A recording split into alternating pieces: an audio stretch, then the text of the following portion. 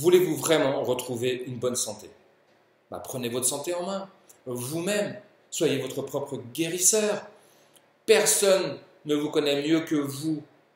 Alors soyez votre propre médecin, acteur, actrice de votre bien-être. Et cela au quotidien. Alors avant tout et de façon globale, on ne peut pas avancer sans chemin de vie. Pour aller mieux, ça me paraît important de reprendre les rênes, de retrouver du sens. Faites-vous partie des bâtisseurs, des commerçants, des enseignants, des soignants, des nourriciers, des agriculteurs, des artistes. C'est important de le savoir, car si vous vous sentez artiste et que vous pratiquez le métier de caissier dans une grande surface, alors c'est le burn-out assuré à un moment ou à un autre. Avant tout, redonner du sens à sa vie, c'est ce qui me paraît le plus important, c'est fondamental. Prendre soin de soi, ça veut dire quoi? Ça veut dire prendre soin de son corps et de son esprit. L'un ne va pas sans l'autre. On ne peut pas les dissocier, ils sont liés. Quand vous avez mal au dos, ce n'est pas seulement le dos qu'il faut soigner. Le dos n'est qu'un symptôme. D'accord? Vous connaissez le maladie. Ce n'est pas la maladie, c'est le maladie. Il vous dit pourquoi il a mal. Simplement, il faut l'écouter.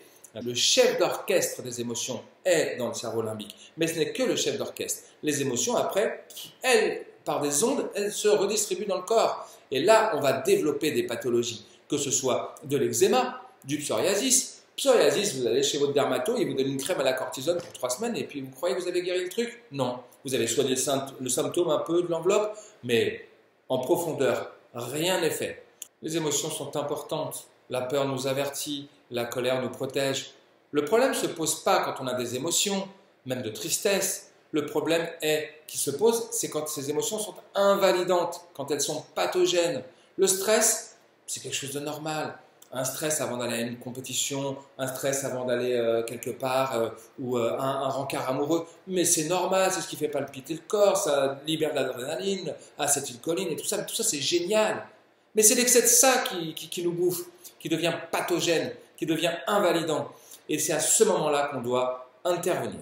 On doit intervenir parce que si nous n'intervenons pas, ça va créer ce qu'on appelle des maladies à bas bruit. Vous savez, ces petits trucs qui, ça vous dit rien, mais l'inconscient est là, et puis pendant 1 an, 2 ans, 3 ans, 4 ans, 5 ans, 6 ans, ça vous bouffe. Et à un moment, vous libérez de l'eczéma, du psoriasis, des douleurs de dos, mais incommensurables, et des cancers, où on va partir en 1 mois ou 2 mois. Mais le cancer, il n'a pas 1 mois ou 2 mois, il a 15 ans. Il a 15 ans de stress dans la tête qui nous a bouffé, qui a bouffé nos neurones. C'est ça qu'il faut comprendre. Pour être en bonne santé, nous devons travailler sur la gestion de nos émotions. Et le meilleur remède du monde intersidéral pour gérer les émotions est d'éveiller sa spiritualité. Même un tout petit peu, sans vouloir devenir un gourou. C'est pas important. La pratique de la méditation va vous aider, la pratique du yoga, la pratique de la sophrologie, toutes ces pratiques-là sont importantes, d'accord? Mais surtout, en parallèle du développement de la spiritualité, il faut faire travailler son corps, l'art du mouvement, le tai chi, le yoga, peu importe l'activité physique que vous faites, si vous le faites, il faut le faire selon 3 règles. Il faut le faire en pleine conscience, du mieux que vous pouvez et avec une joie intérieure. Il est clair qu'on vous dit mettez-vous au régime, faites de l'exercice, on s'inscrit à la salle de sport, on va courir sur un tapis. Mais si vous n'aimez pas ça, vous ne perdrez pas 1 kilo, pas 2 kilos, vous ne perdrez rien et vous ne serez pas dans le plaisir. Et vous vous ferez mal, du mal, inutile. Quoi que je fasse comme activité, je dois faire l'activité, ça c'est sûr, mais quoi que je fasse, je le fais en pleine conscience, du mieux que je peux et avec une joie intérieure. Enfin, s'il vous plaît, arrêtons de rendre responsable l'autre de sa maladie, de son problème, de sa colère, de sa tristesse. Arrêtons de rendre responsable le médecin, le voisin, votre supérieur hiérarchique. Si vous êtes là, c'est parce que vous l'avez décidé, vous êtes créateur, vous êtes créatrice de ce moment-là. Donc il n'est pas responsable. Arrêtez de rendre responsable votre mère parce qu'elle n'a pas fait ça, parce qu'elle n'a pas fait ça, votre père parce que lui il était absent, ou parce qu'il a fait ci, ou parce qu'il a fait ça. Il a fait ce qu'il a pu, elle a fait ce qu'elle a pu, en pleine conscience, en tant qu'humain et avec ses erreurs. Mais c'est tellement plus facile d'en vouloir à l'autre, d'en vouloir aux autres. Ah ouais, c'est la faute du président de la République, si, et puis c'est la faute du Premier ministre, si. Non, non, non et non. Premier responsable, c'est soi. Donc, on ne va pas chercher la faute chez l'autre. Si c'est soi, donc nous sommes les créateurs de ça. Donc nous pouvons très bien être les créateurs, les créatrices de notre bien-être. Alors, personnellement, mon adage à moi, c'est vous aider à prendre soin de vous.